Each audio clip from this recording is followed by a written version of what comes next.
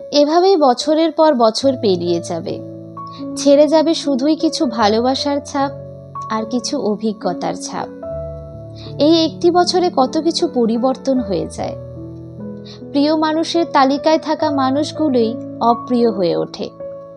যাদের ছাড়া জীবনে চলার কথা স্বপ্নেও ভাবনি, তাদের মুখগুলোই আজ চোখের সামনে আবছা হয়ে গেছে।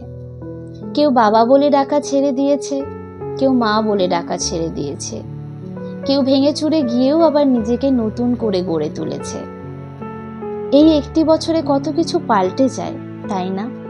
পাল্টে যায় সময়, পাল্টে যায় অভিজ্ঞতা, পাল্টে যায় বছর, পাল্টে যায় মানুষ।